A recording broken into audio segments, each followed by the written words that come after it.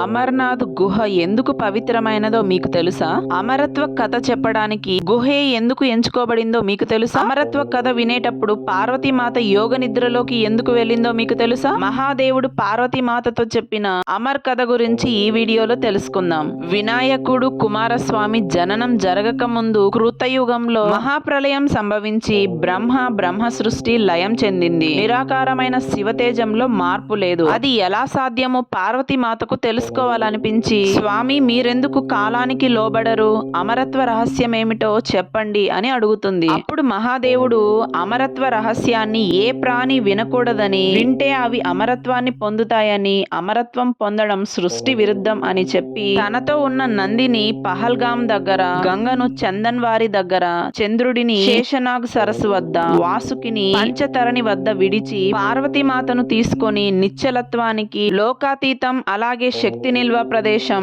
సముద్ర మట్టానికి దాదాపు 12,000 అడుగుల ఎత్తులో ఉండే గుహలోకి తీసుకెళ్లి డమరుకం మోగించడంతో డమరుక శబ్దానికి భయపడి అక్కడ ఉండే జంతువులు పక్షులు కూడా పారిపోతాయి. అమర్ కథ మనసుతో మాత్రమే అనుభూతి చెందేది కనుక మహాదేవుడు పార్వతీమాతను యోగ నిద్రలోకి పంపి కథను ప్రారంభిస్తాడు. అప్పుడే ఆ గుహలోనే ఉన్న కపోత పక్షుల గుడ్లలోని పిల్లలు కూడా అమర్ కథను పూర్తిగా విని అమరత్వాన్ని పొందడం జరిగింది. ఇప్పటికీ ఆ పక్షులు హిమాలయ తీవ్ర చలిలో కూడా అదే గుహలో ఉన్నట్టు ఆ కపోత పక్షులను చూసిన యాత్రికులు కూడా చెప్పడం జరిగింది. ఈ జగత్తే శివమయం కదా. మీకు ఇష్టమైన దేవుడి పేరుని కామెంట్ చేసి ఇలాంటి మరెంతో ఆధ్యాత్మిక సమాచారం కోసం ఛానల్ ని సబ్స్క్రైబ్ చేసి పెట్టుకోండి.